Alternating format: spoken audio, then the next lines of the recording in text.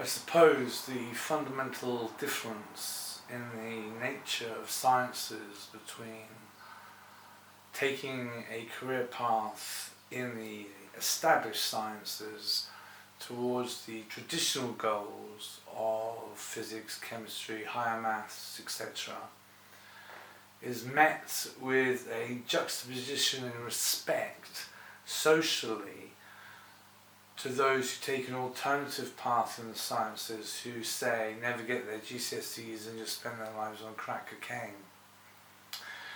Obviously, there's a dichotomy of understanding here.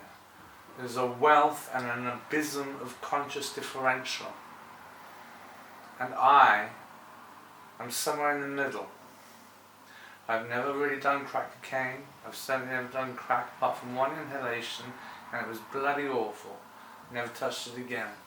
Made my heart bubble, and I freaked out for a day. It's not as addictive as they say, otherwise I'd be on it now. I have dabbled with cocaine in my raving days, and in latter years once or twice on the high days and holidays, but I regret every one, because you recreate a causal experience usually that is often very unforgettable and often very immoral if it should go in one way, say carnally, with a fair maiden that's not quite your betrothed beautiful wife, for instance.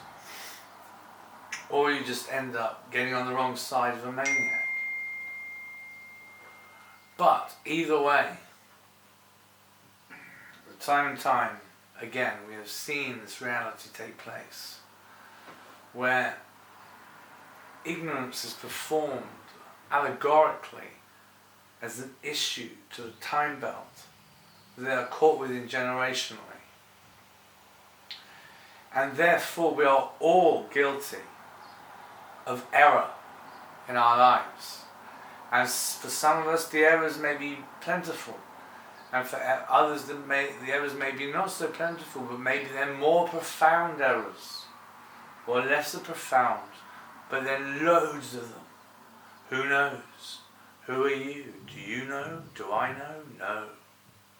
You see? Only God knows. So there's a lesson here. It says so in the Bible. Only God knows the time of the apocalypse, for instance. Not even the angels in heaven know. Only God, right? So that means the time for us humans to know the apocalypse is actually unknown.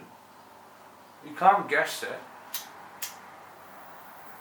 You can't make it up. You can't make a stab in the dark answer and guess it and be right. The chances of that happening are more than winning the lottery. Less than winning the lottery. No. We have to, I think, find a solution to conflict in this world. Not exacerbate it with relishing delusional need to go forth and battle unceremoniously the enemy in foreign unknown fields and probably get bulleted by a complete stranger. For that would be selecting your own destiny, which I believe you can do, but then don't blame me if you're shot. You see, it takes a powerful mind to understand the machinations of creativity and creation under God, and how consciousness in some part operates. And consciousness does, in huge part, operate via the mode of association in the cellular makeup of the brain cells. The hippocampus stores the memory, and the central registral retinal pickup fields see associative detail through all the senses channeled into the brain's neural complexity structure and cellularly transposed into associative memory interplay. And from there, you design the next aspect of your dialogue or thought. From all dialogue, from all thought comes dialogue. Even when you're pissed, really pissed, and all you can say is, you are trying to communicate what you are thinking, which obviously isn't very succinct at that point in time. However, given the beautiful nature of human beings to quest to be profound and intelligent, it has come to some grand wonder that we now have online professors and philosophers and teachers speaking their wonderful words of encouragement in the arts of liberty, freedom, truth, and the purest philosophy of philosophy. The enjoyment latent within the notion of a furnished mind is quite simply mesmerizing and magical and mysterious, and everything that God, I think, would approve of in a mysterious sense. For doth it not say in the Bible itself, one day the mystery of God shall be revealed? Saying that God is a mystery. There's no two ways about it. And one day that mystery is going to be revealed. Maybe it's at the quantum level. Maybe it's at the macro level. I don't know. But I do know there's a higher supernatural force. And I wanted it to be funny in this video, but it didn't go well. Not well at all, my friends. I wanted this to be really amusing, but then I just went off on one and it got very serious. And I'm not talking corpses, but we are talking gravitas. And gravitas, for those who aren't used to using their cerebellum, is something quite awful. For gravitas, for those who like to try intellectual pursuits, is a delight. And I, as an idea fountain, like to often dance among the thoughts of many a highbrow notion, chuckling in my little bamboozlement of creational wonder, thanks to God the incarnate Amen, and wish him so many splendours further in our grand shared creation of beauty and love, where, let's face it, everyone's welcome unless you're a hostile knob or a dirty pervert. Either way, it's going to be a rare shindig if we can even get together in this multicultural wonder and delight, where you see them all of different cultures, all getting along happily day by day, and yet only the poison of politics stains the cauldron of coolery. There's not too much hate and evil out there. If there was, we'd all be dead already, I tell you. If the Nazis won, I wouldn't be here. Many of us wouldn't be here. If the Nazis won, nothing we know would exist. And therefore that's quite a bitter pill to swallow, because there seems to be a recurrence in particular fields of tribal enthusiasm these days for a resurgence of such hideous dark methodology.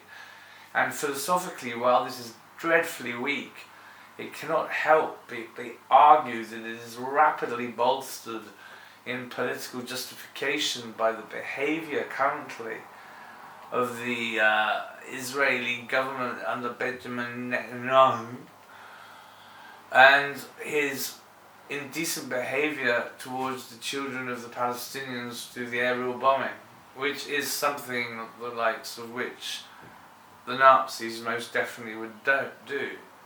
Yeah,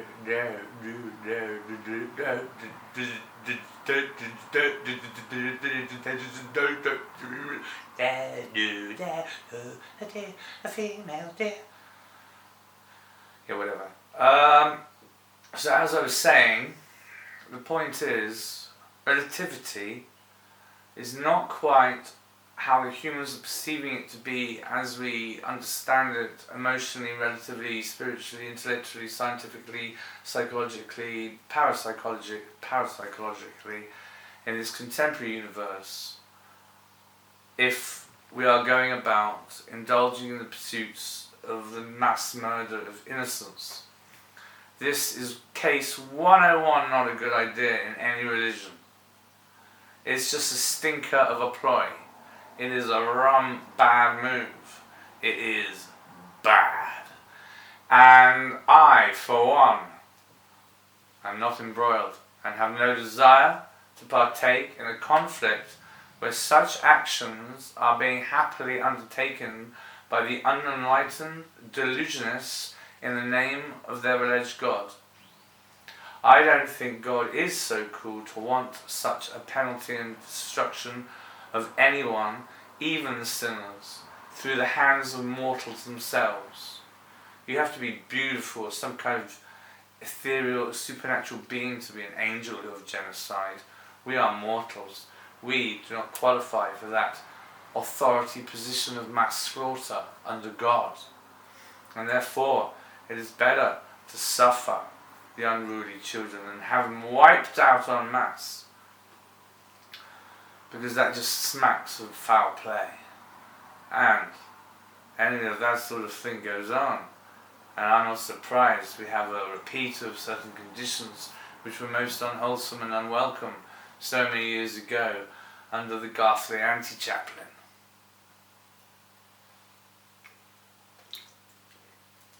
I have said my little piece upon peace.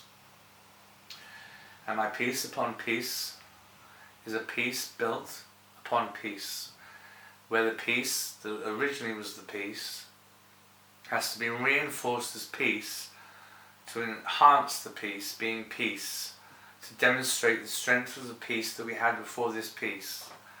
And every peace from here on in this peace shall be a direct result of the peace we had before. But this peace shall be even stronger than the last peace, which was really peaceful, and I really appreciate that. But the next piece, unless we screw up, the next piece, the AI Uber piece, unless we get slaughtered by an army of drones from the east, or an army of nukes from Russia, which is sort of the east, or an army of terrorists from Islam. Gosh, the West has got a lot of people who hate them, haven't they? Oh, mate, look. I don't know how I can sort it out in one day, but I'm going to have to look. Trump wanted me to sort this out in one day. I was busy, that's why we haven't got the job done quite right yet. But okay, I'm going to get my clever fingers on.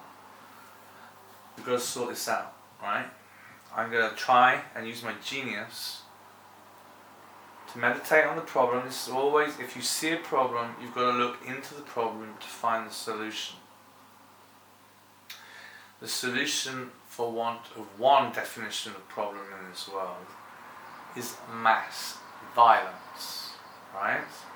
So, what is violence? Well, violence is brutality, essentially, physical attack mode of two enraged beings wanting to slaughter each other due to X, Y, and Z reasons probably not that well thought through. So violence is clearly something we want to avoid in an intelligent community. And therefore, using the Kung Fu reverse Ingle Dungle upper fly, reverse Wurgle chip slip maneuver in Kung Fu, Nine Kung Fu, we can establish that the notion, what was it talking about? Peace. Oh yeah, we have to demonize violence, right? We have to demonize violence in order to counteract conflict and war. We have to be genius, okay, and demonize violence. Okay, how do we do that? Right. Well, what's really terrible, right? Let's say, I know what we could say. We could say violence is for gays.